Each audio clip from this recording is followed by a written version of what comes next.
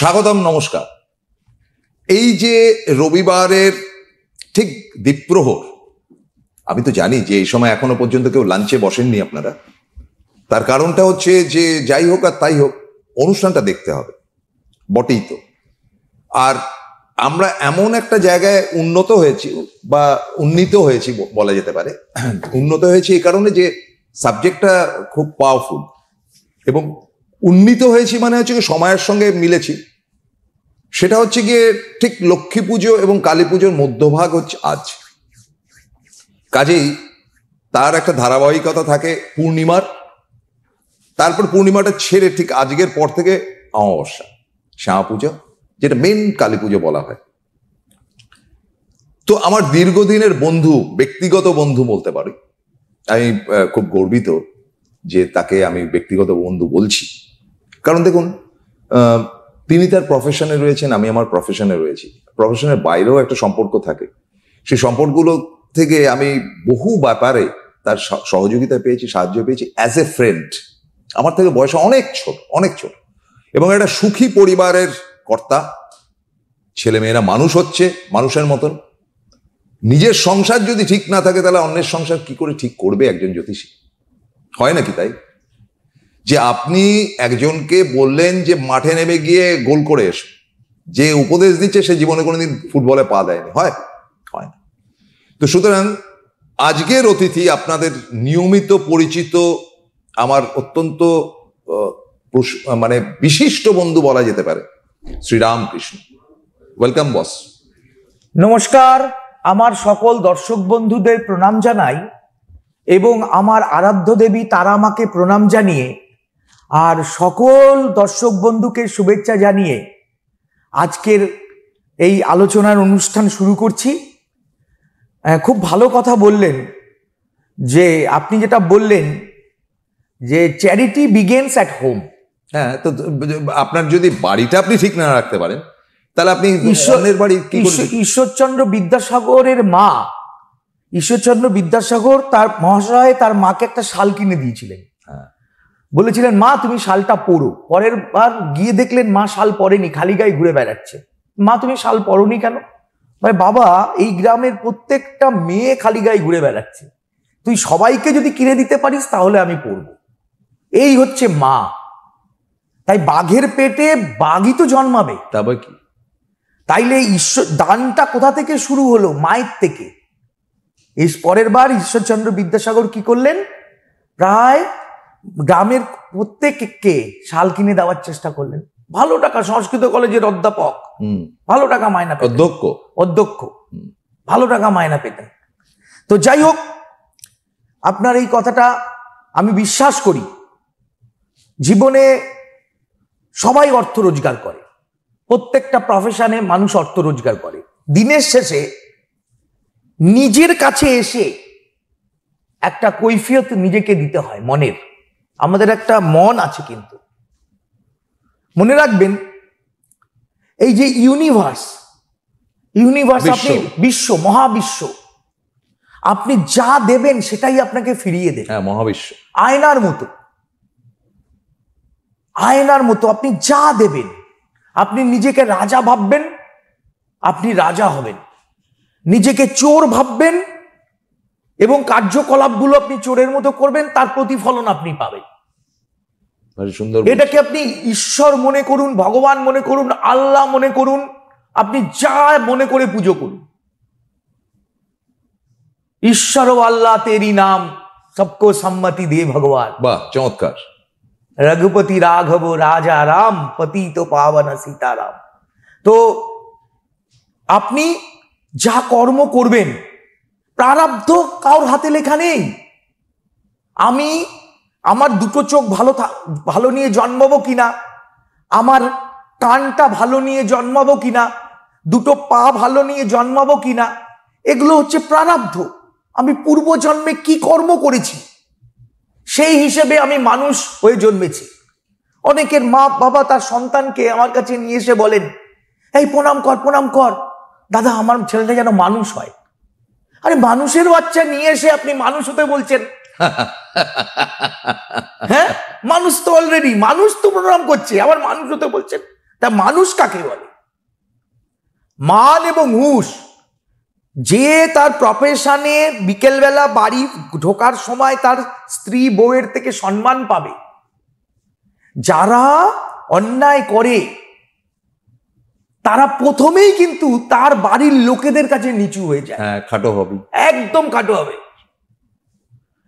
আজকে প্রসূনদা আপনি সাংবাদিকতা করেন, বিশাল অর্থনৈতিক জায়গা আপনার নেই, কিন্তু সম্মানের জায়গা বলুন, বিরাট বিরাট সম্মানের জায়গা। আমি টিভিতে দেখছি বড় বড় নেতা নেত্রী আপনার হাত ধরে আছে। এই যে ধরে আছে, আমার গর্ববোধ হয় যে আজকে সত্যি সম্মানের দিক থেকে আপনার ছেলেরা কত বড় জায়গায় পৌঁছে গেছে। তাই যদি বলেন তাহলে তো একটা সময় এইরাই যখন বিখ্যাত হননি, হ্যাঁ, তখন তো আপনার নিয়মিত যাতায়াত ছিল কালীঘাট অঞ্চলে। হ্যাঁ, সেও তো একটা গল্প। আমি বলতে চাই না কোনো অঞ্চলে, হ্যাঁ, কিন্তু ব্যাপার হচ্ছে যে আমি সকলেরই জ্যোতিষী। তো বিষয় হচ্ছে যে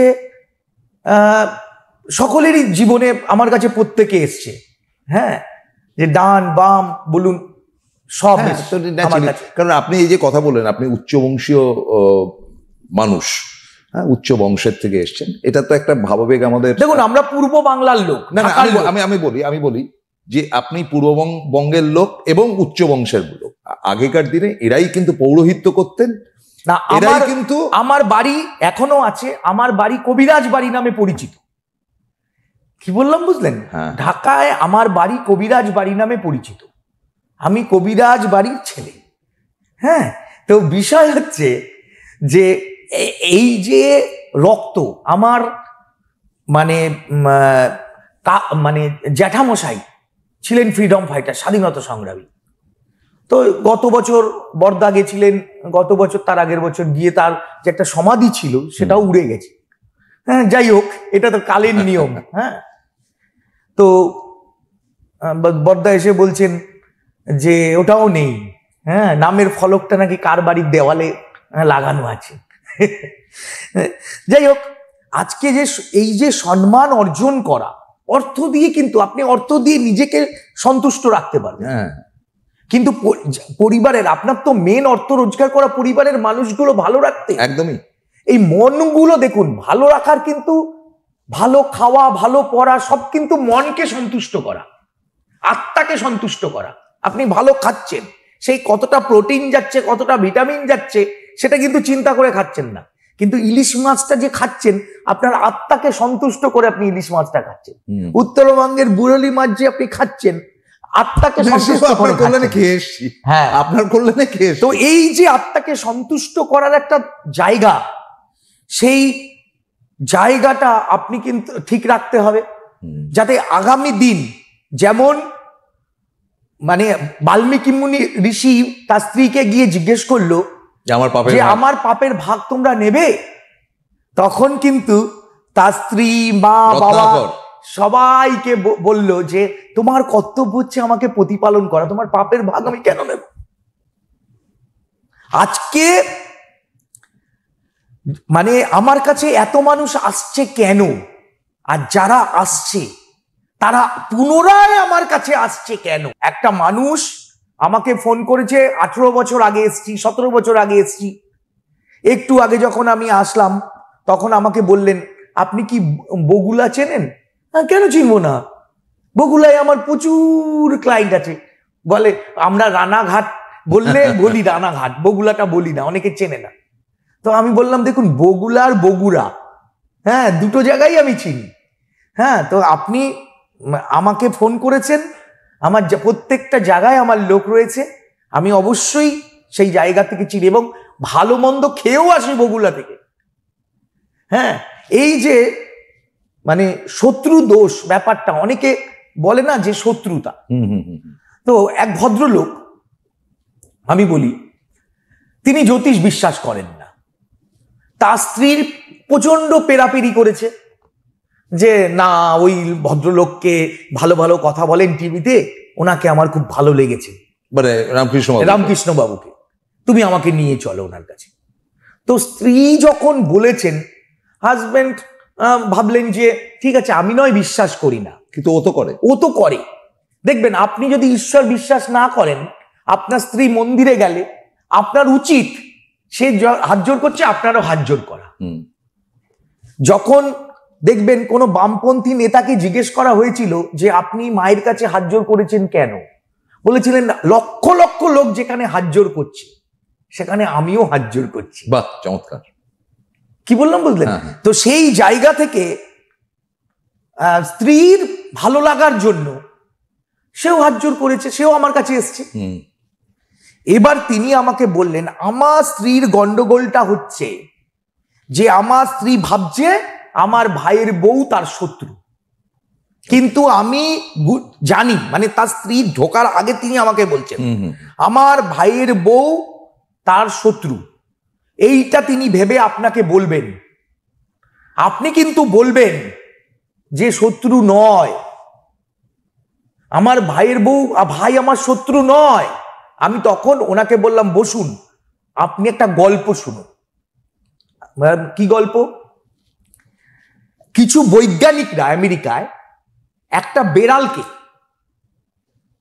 খাবার দিয়ে 20 মিনিট ধরে খাবার দিয়েছে, আর ওকে মানে স্ক্যান এমআরআই মেশিন লাগিয়ে রেখেছে ওকে পর্যবেক্ষণ করার জন্য। বেশ। তো 25 মিনিট 30 মিনিট ধরে বেড়ালটা খাবার খেয়েছে, ওর ওটা হজম হতে লেগেছে মাত্র 2-2.5 ঘন্টা। ওর শরীরে এনজাইম তৈরি হয়েছে পেটে, এটা হজম হতেও 2-3 ঘন্টা লেগেছে। দ্বিতীয়বার কি করলেন বৈজ্ঞানিকরা, বিড়ালটিকে খাবার দিলেন, পর্যবেক্ষণ করছেন, ঠিক খাবার শেষ হওয়ার 5 মিনিট আগে ওখানে একটা কুকুরকে প্রবেশ করিয়ে দিলেন, আবার কুকুরটাকে ব্যাক করিয়ে নিলেন, নিয়ে তারপরে পর্যবেক্ষণ করলেন। করার পর দেখলেন বিড়ালের খাবারটা হজম হতে লাগলো 9 ঘন্টা, কারণ ভয় পেয়ে গেছে। বিড়ালটি ভয় ইনসিকিউর ফিল করছে, ও ভাবছে যে এর পরের দিন খাবারের সময় মনে হয় ও আমার খাবারে ভাগ বসাবে, এর জন্য ওর শরীরে ততটা এনজাইম তৈরি হচ্ছে না। আচ্ছা, এটা তো বিরাট ব্যাপার, এ তো পুরো বিজ্ঞানসম্মত ব্যাপার। বিজ্ঞানসম্মত ব্যাপার। আপনি যখন কাউকে শত্রু মনে করে ভাত খাচ্ছেন, এই যে বাচ্চাদের দেখেন না, মোবাইল টিপতে টিপতে খাবার খায়, টিভি দেখতে দেখতে খাবার খাচ্ছে, চেহারা দেখুন পিলপিলে। ঠিক ঠিক ঠিক ঠিক ঠিক, বুঝতে পারছেন? মোবাইল দেখতে দেখতে খাবার খাচ্ছে। আরে খাবারটা আমাদের হিন্দু শাস্ত্রে কি আছে, খাবারটাকে আগে ভালো করে দেখতে হবে, হাতে জল নিয়ে খাবারের চারপাশে দিতে হবে, খাবারটাকে বন্দনা করতে হবে, করে প্রণাম করতে হবে, ঈশ্বরকে নিবেদন করতে হবে, প্রসাদ গ্রহণ করতে হবে, খাবারটা ভক্তি করে খেতে হবে, তবে তো শরীরে লাগবে। সে যাই খাবার থাক, সে যাই খাবার থাক, সেটা হবে অমৃত। তো বাচ্চা খাবার খাচ্ছে, জল খাচ্ছে, গ্লাসটা নিয়ে দেখবেন অল্প বয়সী ছেলে পেলে ডক ডক ডক ডক করে দাঁড়িয়ে জল খাচ্ছে, কিডনিটা খারাপ হয়ে যাচ্ছে। এই বিষয়গুলো কারা করছে? যাদের শনি ডিস্টার্ব আছে। আচ্ছা, মনে রাখবেন, বলে না যে যখন মানুষের খারাপ সময় আসে তখন মানে মৃত্যুকালে বুদ্ধিনাশ, বুদ্ধিনাশ হয়েছে বলেই মৃত্যু হচ্ছে। যখন মানুষের খারাপ সময় আসে না, তখন দেখবেন কিছু খারাপ লোকজন তার চারপাশে ঘোরাঘুরি করে। এই ইউনিভার্স, আপনি যদি বলেন আমি ভালো আছি, মনকে বলবেন সবসময় আমি ভালো আছি, আপনাকে ইউনিভার্স ভালোই রাখবে।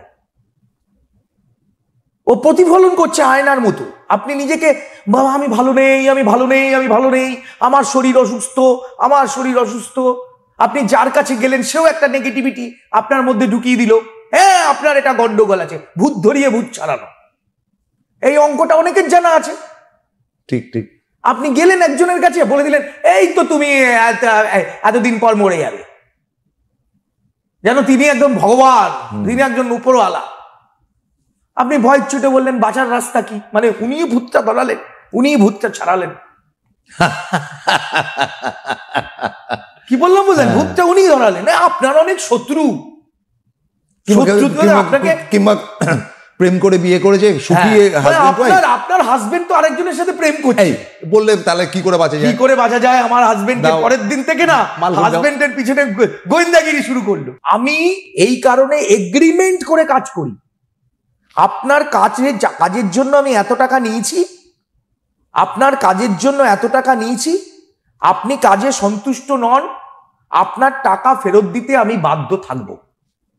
রেভিনিউ স্ট্যাম্প পেপার নিয়ে আসুন, আমি লিখে দেব। সে তো ডাক্তাররাও লেখে না, ডাক্তাররাও লেখে না। অপারেশনে ঢোকানোর আগে আগে বন্ড নিয়ে নেয়, যে মরলে আমি দায়ী। বললে আমি দায়ী নয়। কিন্তু আমার ক্ষেত্রে যেহেতু আমার 1+1 2 নয়, এটা সায়েন্স নয়, এটা অকাল সায়েন্স। সবার ক্ষেত্রে একই জিনিস প্রযোজ্য না। 1 কোটি 1000 কোটি লোকের সঙ্গে একজন লোকের মিলতে পারে, ঠিক, এটা অকাল্ট সায়েন্স। সেই কারণে আমি লিখে দিই বাধ্য, কারণ আমি নিজের কাছে আনন্দে থাকি। সেই লোকটি রাস্তায় যদি আমার সাথে দেখা হয় না, বলবে না এ ভদ্রলোক, এ ছোট লোক নয়, এ ভদ্রলোক, এ কাজ করতে পারেনি কিন্তু চেষ্টা করেছে, আমার জন্য চেষ্টা করেছে, এ ভদ্রলোক। সেই লোকটা আমাকে ভদ্রলোক বলতে বাধ্য হবে। একটা কথা বলুন তো আপনি আমাকে, সেটা হচ্ছে যে ধরুন আমি দেখেছি খুব সিনসিয়ারলি আমাদের মুসলিম ভাইয়েরা যারা নামাজ পড়েন, হ্যাঁ, 5 বেলার নামাজ যে পড়েন, খুব সিনসিয়ারলি পড়েন, নো কম্প্রোমাইজ, যেখানেই থাকুন না কেন, যত কাজই থাকুক না কেন, তারা একদম সিনসিয়ারলি নামাজটা পড়ছে। হয়তো তাদের কাছে ওই আরবি ভাষাটা দুর্বোধ্য, হয়তো কিছু বুঝছেন না, কিন্তু ঈশ্বরের কাছে নিজেকে নিবেদন করছে বা একটা শক্তির কাছে করছে। আমাদের হিন্দুদের কি হয়, তাড়াহুড়ো করে সকালবেলা অফিস যেতে হবে, ঠাকুর ঘরটি রয়েছে। আমরা দেখুন ধর্মের গোড়ামিটা, প্রত্যেকটা ধর্মের গোড়ামিটা কিন্তু সেই মানুষকে পিছিয়ে দেয় না। আমি বলছি আমাদের কি হলো, আমাদের ওই ঠাকুর ঘরটা রয়েছে, একটু নমস্কার করে বেরিয়ে গেলাম। আচ্ছা, বেরিয়ে গিয়ে সারাদিন কাজকর্ম করে এসে ফিরে দেখলাম যে সারাটা দিন খুব খারাপ গেছে। আমি তো রোজই ওইভাবেই বেরোই, তাহলে পার্টিকুলার সেই দিনটা খারাপের জন্য ঠাকুরের উপর দায়ী করবো, তুমি বেটা আমাকে ঠিক মতন দেখছো না। আমার সিনসিয়ারিটি কতটা ঈশ্বরের প্রতি বা ঈশ্বরের থেকে রিটার্ন কতটা, আমি সে তর্কে যাচ্ছি। দেখুন, ঈশ্বরকে অন্ধভক্ত হলে চলবে না। হ্যাঁ, এক গ্রামে বন্যা হয়েছে, আর একজন শিব পূজারী সে মন্দিরে পুজো করছে। বন্যার জল যখন শিবলিঙ্গের এতটা এসছে, তখন নৌকো করে যাচ্ছে সবাই, ও ঠাকুরমশাই নৌকোতে উঠে আসুন। বলে না, আমাকে তো শিব বাঁচাবে। যখন শিবও ঢেকে গেছে, মন্দিরের ছাদে উঠে গেছে, তখন আরেকটা নৌকো এসছে, ও ঠাকুরমশাই উঠে আসুন, নাহলে মরে যাবেন। তখন শিব ভগবান দিব্য দর্শন দিয়ে বলছে, তুই একটা বোকা, এই যে লোকগুলোকে আমি পাঠাচ্ছি, এবার নৌকোয় উঠে যা, নাহলে তোকে মেরে দেবো। বুঝতে পেরেছেন? আমি গাড়ি চালাচ্ছি, বিশ্বাস ভালো, অন্ধবিশ্বাস ভালো না। আমি গাড়ি চালাচ্ছি, প্রণাম করছি। কে তোমাকে ওরকম প্রণাম করতে বলেছে? এইটাই প্রশ্ন। তুমি গাড়িটা দাঁড় করাও, দাঁড় করিয়ে তোমার ভক্তিটা প্রণাম করো। তুমি যুদ্ধক্ষেত্রে আছো, তুমি পাহারা দিচ্ছ, তখন তুমি নমাজ পড়তে শুরু করে দিলে। এটা কখনো বলে না। কর্মই হচ্ছে ধর্ম।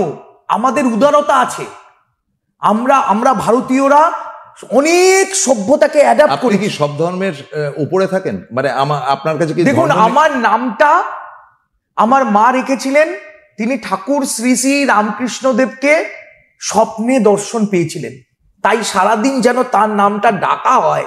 তার জন্য তিনি আমার মতো মানে একটা অযোগ্য ব্যক্তির ঘাড়ে এই এত বড় নামটা ঢুকিয়ে চাপিয়ে দিয়েছিলেন। রামকৃষ্ণদেব কি বলেছিলেন? যত মত তত পথ। একটা বাড়িতে যেমন সিঁড়ি দিয়ে ওঠা যায়, মই দিয়ে ওঠা যায়, লিফটে করে ওঠা যায়, আবার চোরেরা পাইপ বেয়ে ওঠে। তো আমরা তো সবকিছু নিয়ে কোনো কিছুতে আমাদের গোড়ামো নেই, দেখবেন। আমরা আমাদের মধ্যে কোনো গোড়ামো নেই। আমরা সব ধর্মের মানুষকে নিয়ে চলতে ভালোবাসি, বিশেষত বাঙালিরা।